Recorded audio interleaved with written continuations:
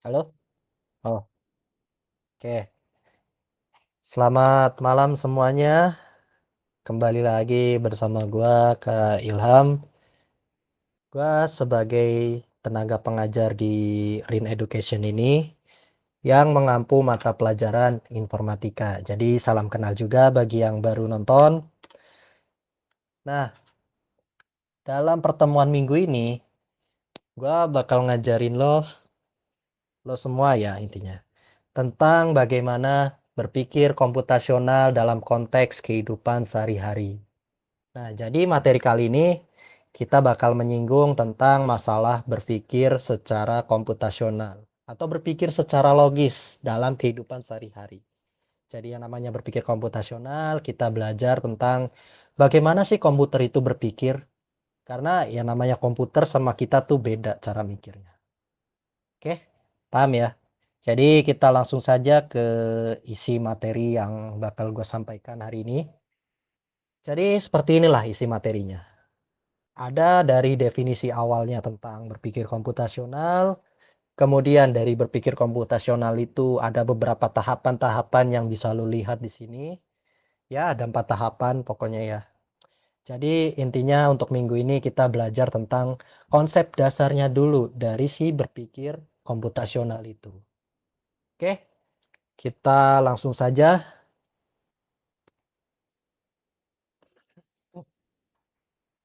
Oke, sebelum kita mengenal tentang tahapan-tahapan yang tadi kita bisa lihat, yang 4 tahapan itu, kita kenali dulu definisi awal dari berpikir komputasional. Nah, kalau dari kata komputasionalnya aja kita udah tahu.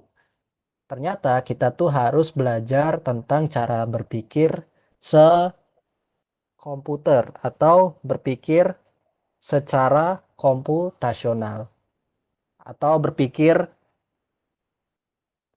cara berpikir seorang komputer atau sesosok komputer atau apalah itu ya. Oke. Jadi, dalam berpikir komputasional, kalau kita lihat definisinya di sini, yaitu merupakan cara berpikir untuk pemecahan masalah menggunakan konsep-konsep dalam ilmu komputer. Nah, jadi yang namanya berpikir komputasional itu tentang bagaimana cara berpikir dengan prinsip dan konsep yang digunakan pada ilmu komputer. Jadi ternyata komputer itu nggak sembarang dalam memberikan sebuah informasi atau ketika mengeksekusi sebuah perintah. Dia ada tahapan-tahapan tertentu yang harus dilalui. Sama seperti kita manusia. Kita itu pasti merancang terlebih dahulu, kemudian eksekusi. Oke, ya gue nggak tahu kalau misalkan ada manusia yang tidak berpikir gitu ya. Jadi dia langsung eksekusi. Tapi walaupun dia tidak berpikir, pasti ada terpikir satu hal. Pasti dia akan memikirkan walaupun ya mungkin hanya sedikit atau apa gitu ya. Pasti manusia akan memikirkan hal itu. Ya, dalam contoh bertindak saja. Manusia pasti akan memikirkan tentang konsekuensinya dari tindakan tersebut. Atau apa yang akan dilakukan dalam tindakan yang akan mereka lakukan. Jadi manusia itu, oke sebentar ya. Tadi ada sedikit kesalahan. Oke. Jadi yang namanya berpikir komputasional itu tentang bagaimana cara kita berpikir sebagai komputer. Ya, jadi manusia pun kita harus terus berpikir. Kita harus memikirkan tentang jangka panjangnya, tentang konsekuensinya, atau sebab akibat yang akan kita terima jika kita melakukan itu. Manusia dengan komputer itu sebenarnya bisa dikatakan mirip-mirip. Karena apa? Ya, pencipta si komputer adalah manusia itu sendiri. Namun yang membedakan adalah kalau komputer itu sudah diprogram sejak awal. Nah, jadi tahu ya perbedaannya. Kalau manusia itu kan bertindak karena mereka berpikir dan mereka itu nggak diprogram. Jadi ada pemikiran-pemikiran yang bisa jadi tidak sesuai dengan tahapan-tahapan yang berlaku. Jadi bisa jadi cuma cukup satu berpikir ini langsung eksekusi. Tapi kalau komputer itu berbeda. Komputer butuh beberapa tahapan agar dia bisa mengeksekusi sebuah perintah. Oke, kita coba lanjut. Di sini ada beberapa tahapan yang akan kita pelajari. Nah, jadi dalam berpikir komputasional itu ada 4 hal yang akan kita pikirkan. Yang pertama ada dekomposisi, ada pattern recognition, ada abstraksi, dan juga algoritma. Oke, kita bahas satu persatu ya. Kita mulai dari kata dekomposisi. Ya, kita mungkin biasa mendengar kata dekomposisi ini dari mata pelajaran lain, atau mata pelajaran yang biasanya itu menyinggung tentang sains, tentang teknologi, tentang engineering, dan juga tentang matematik. Biasanya ada kata dekomposisi, tapi kita belum tahu nih, ini maksudnya apaan sih dekomposisi ini? Nah, jadi dalam dunia komputer, dekomposisi itu perujukan pada pemecahan masalah yang tadinya lumayan besar dan kompleks, rumit, menjadi bagian yang lebih kecil dan lebih mudah dikelola. Kita ambil dari contoh memasak sebuah kopi. Nah, ternyata memasak sebuah kopi itu sebuah masalah. Masalahnya apa? Masalahnya kita tidak tahu untuk memasak kopi kita butuh apa aja. Sehingga kita akan klasifikasikan atau kita pecah si masalah ini menjadi beberapa bagian, yaitu bahan dan alatnya. Jadi sederhananya dekomposisi kalau dalam kehidupan sehari-hari itu tentang bahan dan alat. Bahan dalam membuat sebuah kopi itu ada air, ada biji kopi, kayaknya itu aja ya. Kemudian ada alatnya juga. Alatnya apa sih yang kita butuhin? Ya, kita butuh galon pemanas, atau kita butuh pemanas air, kita butuh listrik, ya itu jelas ya. Kita butuh sekali itu. Kemudian kita butuh gelas, kita butuh sendok. Bahan dan alatnya sudah siap. Itu namanya dekomposisi. Jadi yang tadinya masalahnya itu kita belum kelar, kayak misalkan masak kopi tadi, kita sudah pecah tuh bagian-bagiannya jadi lebih kecil. Nah, dengan memecah masalah itu, kita bisa melihat bagian mana yang perlu dipecahkan. Nah, jadi kita udah pecahin, kita tinggal lihat mana yang sekiranya perlu kita perhatikan. Oke, kita lanjut ya. Kemudian, ada yang namanya pengenalan pola. Nah, pengenalan pola ini definisinya teramat mudah ya. Ya, dari kata pengenalannya saja kita udah tahu apa yang kita mau lihat, apa yang mau kita rasakan. Jadi itu namanya pengenalan pola. Ada kesamaan. Nah, inti dari pengenalan pola tuh di situ. Ada yang namanya sebuah kesamaan. Oke, kita coba ini dulu ya. Nah, kita lihat di sini. Kemampuan untuk mengidentifikasi pola dan kesamaan. Jadi, yang namanya pengenalan pola itu adalah kemampuan dalam mendeteksi kesamaan. Kayak misalkan dalam memasak kopi tadi, kita bisa tahu bahwa dalam memasak kopi itu memerlukan berapa ratus gram biji kopi dalam beberapa sendok. Nah, itu namanya pengenalan pola. Misalkan kita butuh 500 gram, ya kita anggap aja seperti itu. 500 gram dalam satu sendok. Ya walaupun mungkin itu terlihat besar ya. Tapi ya pasti bisa jadi semua orang itu melakukan hal yang sama. Nah, itu yang dimaksud dengan kesamaan dari pengenalan pola. Atau ketika kita memasak airnya itu. Kita masak airnya di misalkan galon pemanas atau di pemanas air. Di pemanas air itu kan pasti butuh waktu. Nah, waktu juga kita bisa lihat kesamaannya di orang lain. Orang lain juga pasti masaknya dengan waktu yang sama. Nah, itu yang disebut dengan pengenalan pola. Nah, memahami data atau informasi itu sebuah langkah yang sangat penting. Jadi sebelum kita mengetahui tentang cara memasak kopi, kita harus lihat dulu gimana nih polanya, gimana nih cara memasaknya. Nah, kira-kira seperti itu.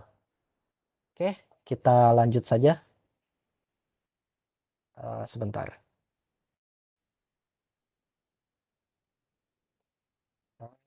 Oke, wait. Hmm, hmm, hmm. Apa nih? Exit. Nah, kita lihat selanjutnya yaitu abstraksi. Setelah kita memecah masalah dan juga kita bisa melihat pola yang sama, kita pecah atau kita cari tahu mana yang sekiranya bisa kita tambahkan atau kita kurangi. Nah, definisinya abstraksi itu seperti itu. Jadi kita melihat permasalahan, lalu lakukan generalisasi, dan juga mengidentifikasi informasi. Nah, kita bahas satu-satu. Melihat permasalahan. Nah, dalam abstraksi kita melihat dulu masalahnya seperti apa. Tadi udah kan di dekomposisinya. Kemudian kita lakukan generalisasi. Nah, kita lihat kesamaan polanya seperti apa. Kemudian kita melakukan identifikasi informasi. Kita lihat nih dalam sebuah cara memasak kopi, kira-kira ada nggak yang bisa kita tambahin atau kita bisa kurangi. Tadi dalam membuat sebuah kopi, kalau kita lihat alat dan bahannya, ada beberapa bahan yang bisa jadi kurang atau bahannya itu berlebih. Nah, itu bisa kita tambahin atau kurangin. Misalkan kita pengen kopinya itu sedikit manis. Agar kopinya itu terasa sedikit manis, kita butuh yang namanya gula atau susu creamer. Nah, kita bisa tambahin di dekomposisi tadi, yaitu susu dan creamer. Atau di proses abstraksi ini, kita bisa nambahin susu, kita bisa nambahin creamer. Atau ketika gua mencoba untuk membuat sebuah kopi, tapi tidak dari biji kopi, melainkan dari kopi yang sudah ditumbuk. Nah, berarti kita tinggal hilangin biji kopi yang tadi, ganti dengan kopi yang sudah dibubuk tadi. Nah, kira-kira seperti itu abstraksi. Definisi utamanya adalah mengurangi atau menambahkan. Oke, kira-kira seperti itu. Oke, kita lanjut. Nah, dari ketiga tahapan tadi, itu kan udah disusun semua dengan rapi. Kita buatlah sebuah algoritma. Apa itu? Algoritma itu merujuk pada proses pembuatan urutan yang diperlukan untuk menyelesaikan masalah. Nah, misalkan seperti ini. Dalam memasak sebuah kopi, kita bisa memulai. Setelah kita mulai, kita apain? Siapin bahan. Setelah kita menyiapkan bahan, nah nanti ada step-stepnya. Sampai stepnya itu berakhir di kata selesai. Nah, seperti itu algoritma. Jadi, algoritma itu membahas tentang proses urutan langkah-langkah yang dibutuhin dalam menyelesaikan sebuah masalah. Itulah yang namanya algoritma. Jadi, dia melihat apakah langkah-langkahnya itu sudah tepat atau belum. Oke, kita lanjut saja ya. Karena ini definisinya paling mudah. Si algoritma ini. Intinya tentang bagaimana kita melihat pola, kita melihat langkah-langkahnya seperti apa. Oke. Nah, di sini ada contoh penerapannya. Kita coba lihat ya. Ini di link YouTube juga ada. Nanti lo bisa lihat sendiri ya. Oke. Ya, mungkin agak kesulitan. Jadi ya kita skip aja lah. Jadi intinya yang ada di contoh ini tentang bagaimana cara memasak sebuah mie instan. Nah, coba kita cek dulu bagaimana cara memasak mie instan. Dalam memasak sebuah mie instan, kita butuh bahan dan alatnya. Bahannya apa nih? Ya, sudah jelas mie-nya. Misalkan kita mie-nya mie instan. Ya udah kita butuhnya mie instan aja. Kemudian bahannya, misalkan si pemanas air tadi. Atau kita pengen masak dengan metode tradisional. Misalkan dengan gas. Berarti kan kita butuh kompor, kita butuh apalagi gasnya juga, kita butuh beberapa liter air, dan lain semacamnya. Kemudian kita rancang atau kita kenali polanya. Kita kenali polanya. Yang namanya masak mie itu butuh berapa menit sih untuk matang. Nah, kira-kira seperti itu. Atau apa sih yang bisa kita lakukan saat memasak mie? Misalkan kita ingin melihat airnya itu udah mendidih atau belum. Nah, kemudian lanjut ke abstraksi. Kira-kira dalam memasak mie instan ini gue bisa nambahin apa? Nah, itulah abstraksi. Kemudian ada yang namanya algoritma. Itu tinggal ngurutin aja langkah-langkah yang sudah dilakukan. Oke, sampai sini paham ya? Kira-kira seperti itu contoh penerapannya. Oke, karena ini udah selesai juga materi yang gue sampaikan. Jadi gue punya sedikit task ya yang bisa lu kerjakan. Oke, kita coba lihat dulu di Google Drive. Kita lihat berpikir komputasional. Nah, setelah gue ngejelasin lu tentang cara berpikir komputasional, lu bisa menjawab soal-soal yang ada di narasi ini. Ya, tentunya lu bisa ngerjain di Rin Learning atau Rin Learn. Oke? Jadi di sini ada soal berdasarkan narasi. Kita lihat narasinya. Sebuah sekolah ingin mengotomasi bel pergantian jam pelajaran. Budi menyusun urutan aksi dalam sistem, cek waktu sistem, bandingkan, dan bunyikan alarm. Nah, kita lihat bentuk soalnya.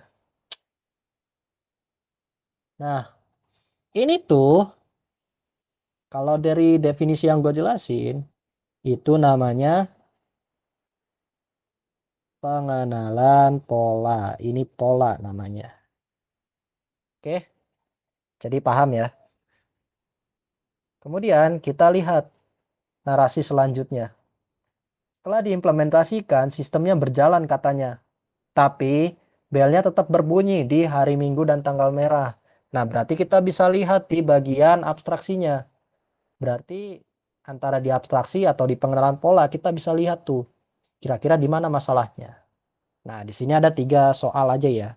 Jadi tinggal lu jawab sesuai dengan tahapan-tahapan yang barusan lu pelajari. Kemudian solusinya apa? Oke, kira-kira seperti itu materi yang ingin gue sampaikan. Untuk pengerjaan tasnya bisa lu kerjakan di Rinlearn. Oke, sebentar ya. Kalau misalkan ada yang ingin lu tanyakan atau ada yang kurang jelas, ya lu bisa bergabung di Rin Education Hub.